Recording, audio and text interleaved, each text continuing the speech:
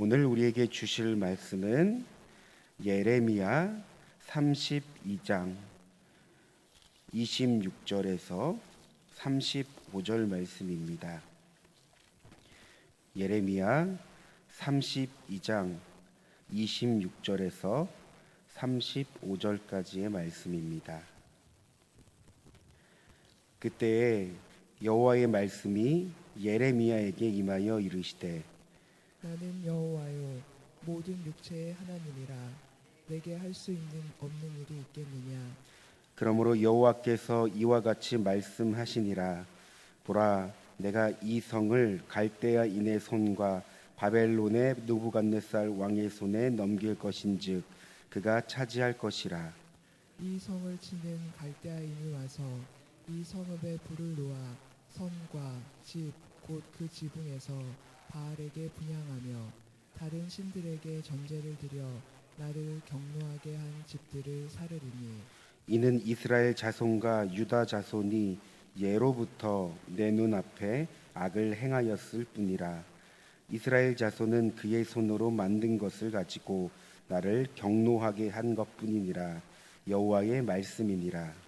이 성이 건설된 날부터 오늘까지 나의 노여움과 분을 일으킴으로 내가 내 앞에서 그것을 옮기려 하노니 이는 이스라엘 자손과 유다 자손이 모든 악을 행하여 내 노여움을 일으켰습니다. 그들과 그들의 왕들과 그의 고관들과 그의 제사장들과 그의 선지자들과 유다 사람들과 예루살렘 주민들이 다 그러하였느니라. 그들이 등을 내게로 돌리고 얼굴을 내게로 향하지 아니하며 내가 그들을 가르치되 끊임없이 가르쳤는데도 그들이 교훈을 듣지 아니하며 받지 아니하고 내 이름으로 일컫는 집에 자기들의 가증한 물건들을 세워서 그 집을 더럽게 하며 흰놈의 아들의 골짜기에 바알의 산당을 건축하였으며 자기들의 아들들과 딸들을 몰래 앞으로 지나가게 하였느니라. 그들이 이런 가증한 일을 행하여 유다로 범죄하게 한 것은 내가 명령한 것도 아니요 내 마음에 둔 것도 아니니라. 아멘. 오늘 우리가 읽은 본문은 예레미야의 기도에 대한 하나님의 응답입니다. 우리가 보진 않았지만 어제 본문에서 예레미야는 하나님께 자신의 솔직한 심정을 털어놓았는데요. 여러분, 어제 본문인 17절 후반절 말씀을 보면 주께서는 할 수 없는 일이 없으시니이다 라며 모든 것을 이루시는 하나님을 찬양합니다. 그리고 오늘 본문 27절에서 그에 따른 응답으로 하나님은 말씀하시는데요. 여러분, 우리 다 함께 27절 말씀을 다시 읽겠습니다. 나는 여호와요 모든 육체의 하나님이라 내게 할 수 없는 일이 있겠느냐. 내게 할 수 없는 일이 있겠느냐. 여러분, 무슨 말입니까?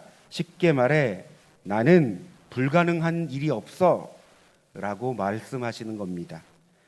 그러니까 예레미야는 자기 민족이 하나님의 심판을 받고 멸망당하는 것이 너무나 애통하고 슬펐지만 하나님의 섭리와 계획을 받아들일 수밖에 없다는 것을 하나님께 표현한 것입니다. 이에 하나님은 변하지 않는 계획과 뜻을 말씀하시며 오늘 본문을 통해 유다 백성들이 심판을 받아야 하는 궁극적인 이유를 다시 한번 예레미야에게 말씀해 주십니다. 여러분, 우리 29절 말씀을 다시 한번 읽겠습니다. 이 성을 치는 갈대아인이 와서 이 성읍에 불을 놓아 성과 집 곧 그 지붕에서 바알에게 분향하며 다른 신들에게 전제를 드려 나를 경노하게 한 집들을 사르리니. 아멘. 여러분, 유다 백성들이 하나님의 심판을 받게 된 이유가 무엇일까요? 우상 숭배입니다. 이들은 하나님의 언약의 백성, 하나님께서 친히 언약의 백성을 삼으셨는데도 불구하고 하나님이 아닌 우상을 숭배한 겁니다.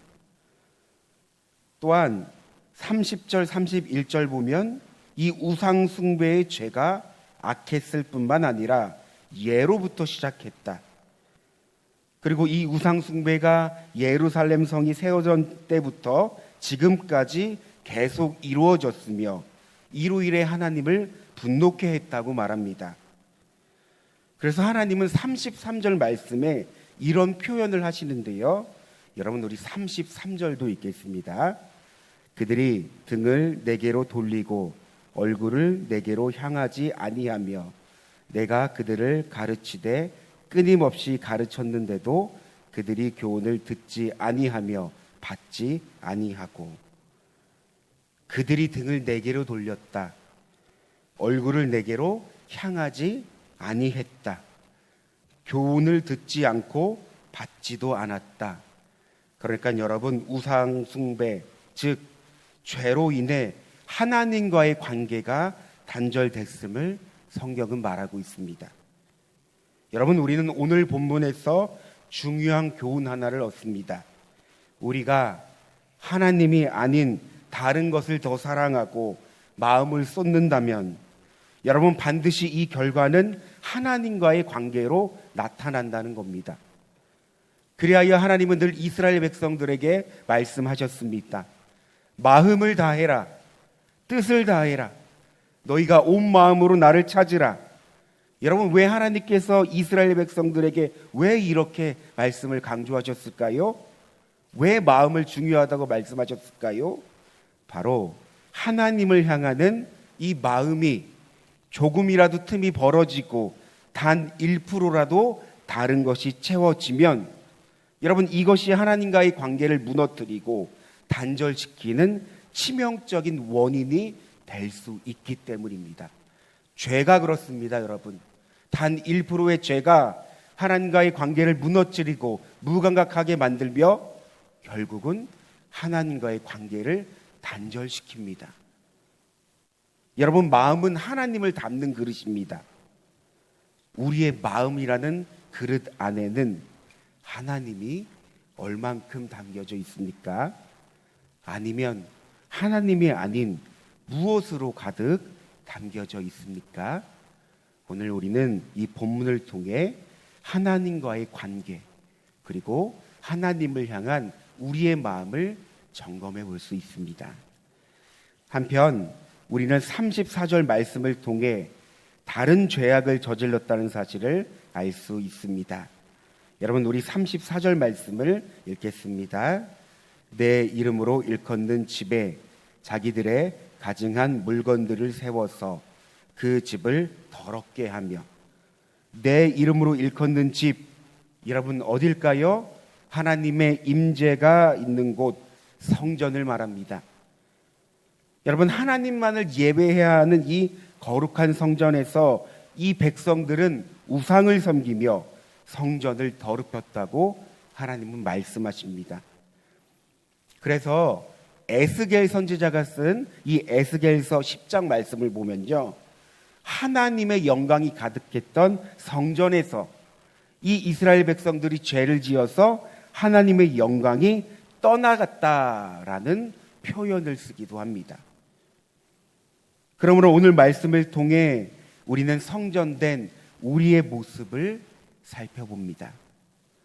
여러분, 우리가 예수 그리스도를 믿음으로 그리스도 안에서 놀라운 축복을 누리게 되었습니다. 많은 축복이 있지만 오늘 말씀과 관련지어 우리는 성령 하나님께서 머무는 거룩한 성전이 되었습니다. 여러분, 이 사실을 믿으십니까?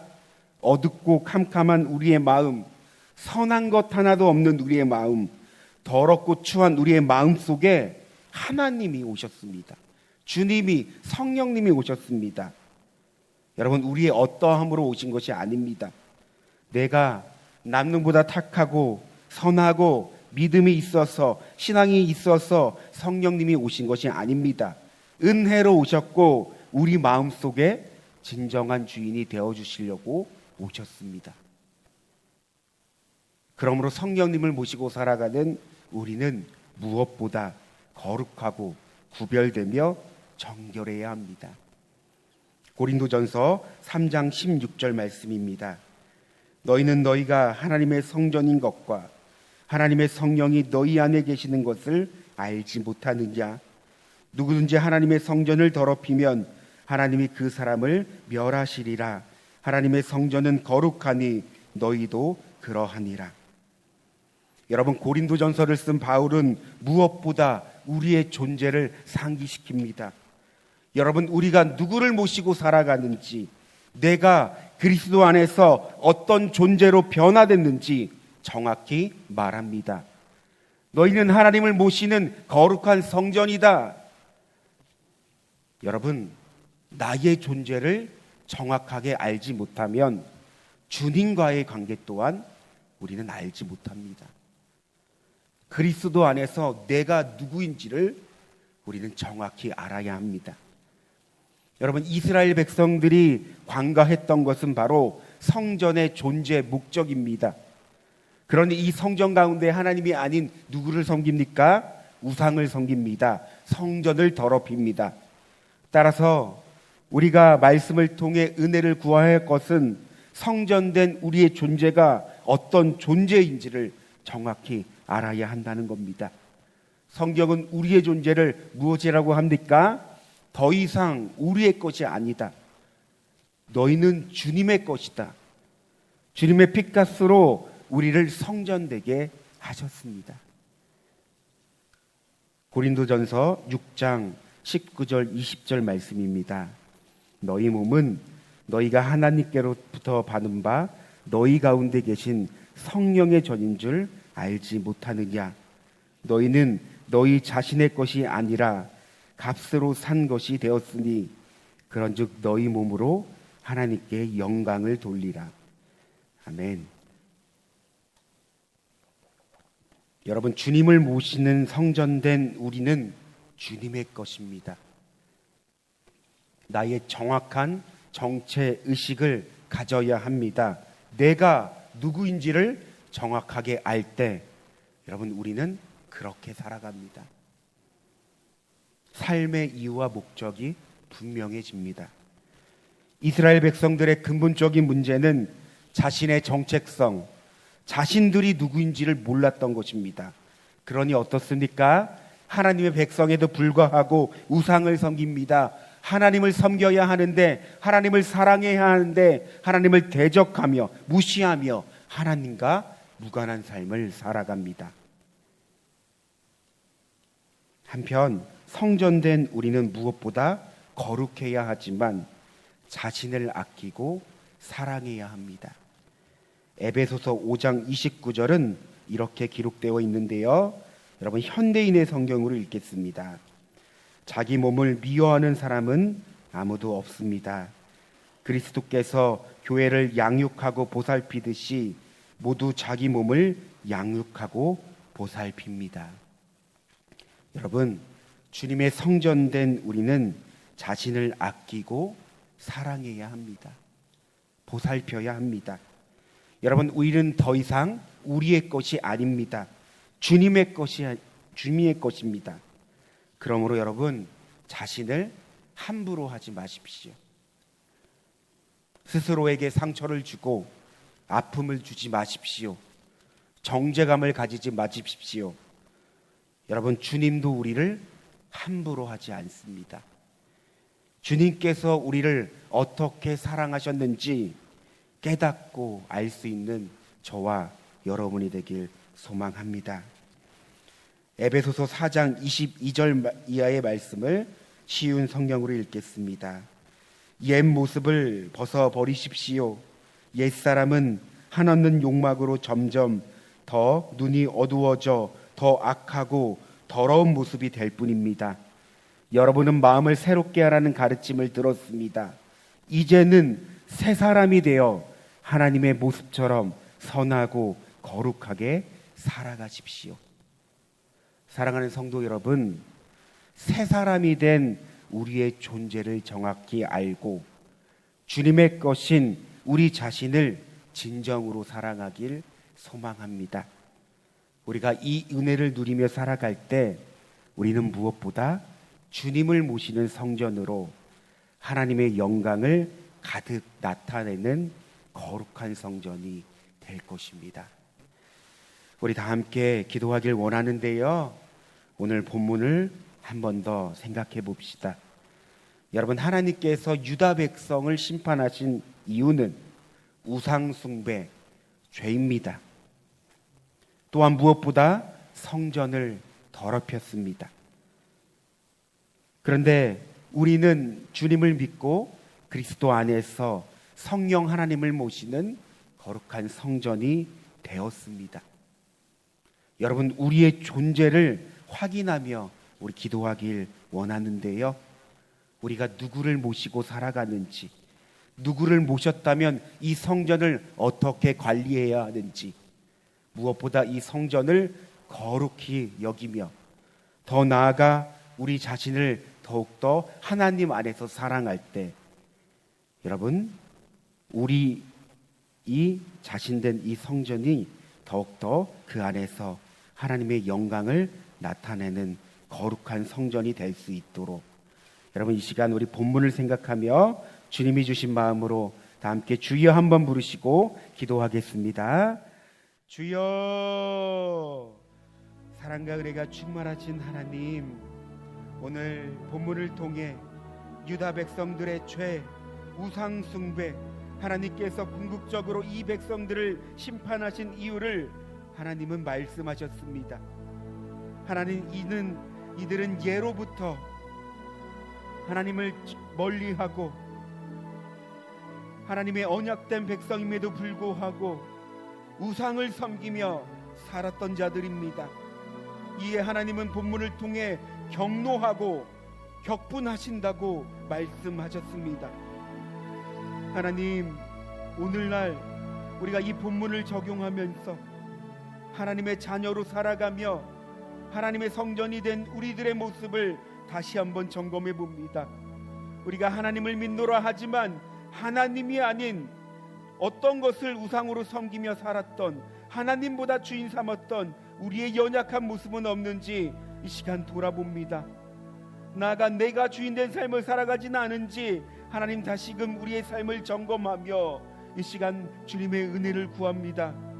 주님은 무엇보다 우리를 주님의 성전으로서 삼아주셨습니다. 주님을 모시며 하나님의 영광을 나타내는 성전으로 우리를 삼으셨습니다.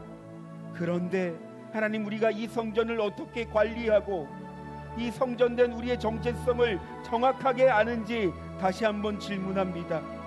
오 하나님, 더 이상 이 우리 성전된 우리는 우리의 것이 아니라 주님의 것임을 이 시간 잊지 않고 하나님, 우리가 거룩하게 살아갈 수 있는 은혜를 더하여 주시옵소서.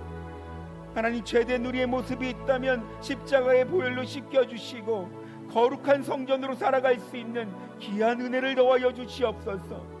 그러므로 하나님, 우리 안에 더욱더 성령으로 충만하게 임하여 주시고 주님이 주인 될 삶을 살아갈 수 있는 귀한 은혜를 허락하여 주시옵소서.